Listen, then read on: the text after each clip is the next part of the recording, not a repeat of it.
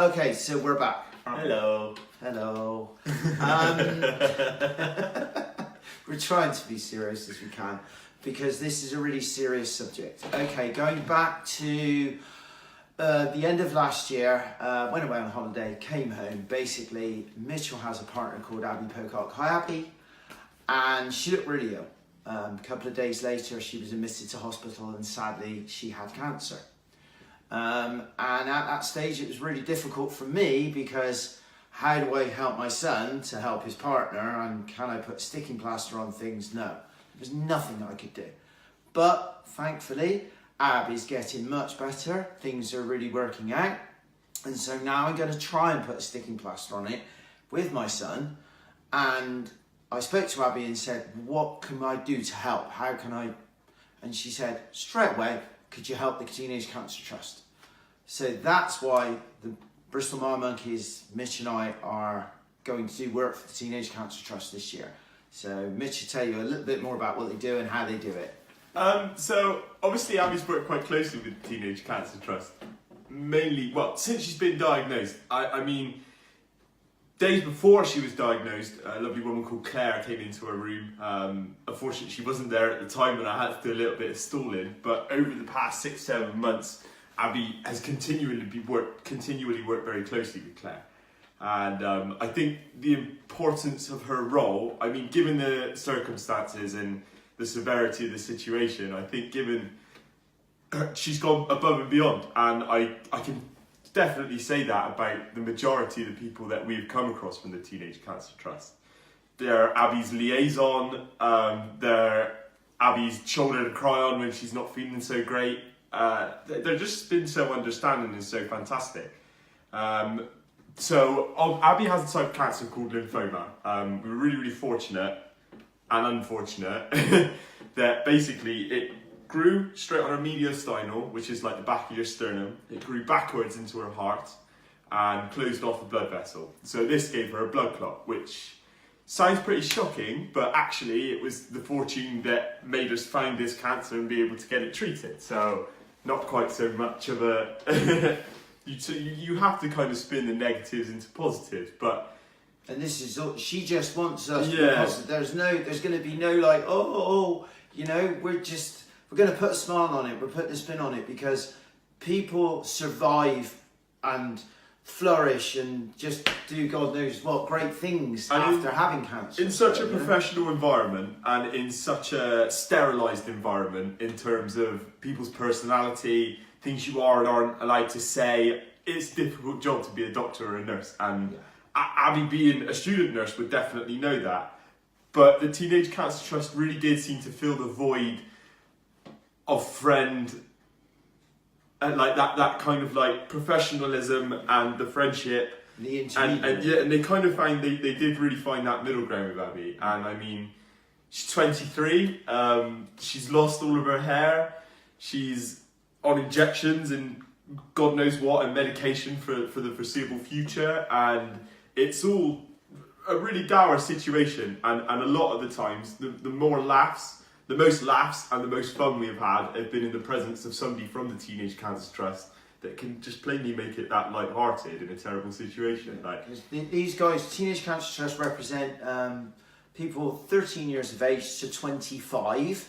So the younger generation, in that then they're not stuck in a sterile ward with old fuddy-duddies like me, and they can mediate with younger partners, and they only exist through people's donations. This isn't something funded by the NHS or the government or whatever. Yet they mediate, they're professionals, they do an amazing job, you know? So that's why Mitch and I are going to be doing, this is the first of 2 challenges this year with the Bristol Mile Monkeys. We're still carrying on with the amazing people at the British Lung Foundation, and some of the other monkeys will be collecting for the fund for the British Lung Foundation. Okay, but the first challenge this year is me and him and the other monkeys going around the Alps in a circumnavigation, taking in the biggest of all the uncategorized nutty climbs for the Tour de France. Now, the other guys are all doing it on solos, but we decided we wanted to personally up the ante. So we are going to be doing it on our 33-year-old tandem called Florence. And boy, this is going to hurt. We've checked the record books and such, haven't we? We can't find anybody that's done this. We found a couple of crews that have done 1 or 2 of the bigger climbs, but they tend to swap out the stoker or swap out the captain after one climb, so the next climb it's almost half a fresh Did you just refer to yourself as the captain? Yeah. That's what I am. I've got the gears and everything. So that's the plan, Mitch, isn't it? Yeah. We can't go downhill on Florence because the wheels are too old and they'll overheat and are rubbish brakes and they're likely crack. So we're going to climb on Florence, then we're going to swap out for 2 solos to come down. Mitch will tell you what it's like now climbing on the back. It primarily is quite difficult. I mean, so for those of you that don't know, if you scroll back through our Facebook or other social medias, you'll find out that we did Chase's Son on the tandem last year. So Chase's Son was previously an event that we did charitably a couple of years ago by ourselves, and we found it a struggle, so we tried to make it harder. We did so, we completed it, it was great, and it does unfortunately kind of continually leave a void. Once you up the ante, you constantly feel like, I need to top that. Yeah. But in terms, if I'm completely honest, I think this is probably going to be the maximum that we can achieve, and probably the bike can achieve as well. I'm not saying that the bike's a limiting factor. It's stunning, and I mean, it's going to be with us for the rest of our lives. But she's very old, and things may fall off. And I mean, on the flat, it's fantastic. It really is. Aerodynamically, you don't quite work as well as you would on a solo bike, and obviously the weight factor. But in terms of power, it's great fun. Do you know what I mean? You can have a great laugh.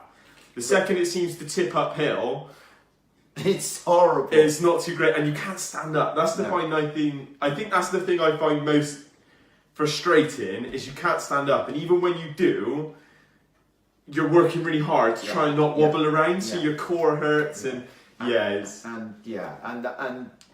trying to select the gears because they're down on the frame's really hard for me. We're going to have to change the gearing. We're going to have to alter loads of things. We are training like mad for this. But yeah, that's what we're doing. That's why we're doing it. There's going to be a part 2 to this. There's another challenge going to happen in the UK. Equally as bonkers, but that other people can join in with. Because this is all about having fun. This is all about raising money for a fantastic charity that's really close to us. And I'm sorry it's taken a while to do this video, but we needed a few things to align, didn't we? And we need Abby to be getting better and on the road to recovery. I think that's the primary factor is, from Abby's point of view, I think she wanted to keep it to a close family and friends and things like that. It's a difficult time, and I can't imagine how I'd react in that situation. So who am I to, do you know what I mean? And I think the best, obviously a bit of light at the end of the video, we had a couple of results back the other day that looked extremely promising, and Abby's kind of treatment is finished, and she's moving on to another, like, much less severe kind, and it's all looking pretty good and pretty exciting. So from that point of view, onward and upwards, really. Yeah. So you'll see more about this as it unfolds, how you can donate, how you can help us raising awareness. We'll try and introduce you to somebody from the Teenage Cancer Trust. Thanks for watching. Us two twits will see you soon. Maybe you'll have some pictures of Florence grumpy. Yeah, wicked. See you later, guys. Thank you. Bye.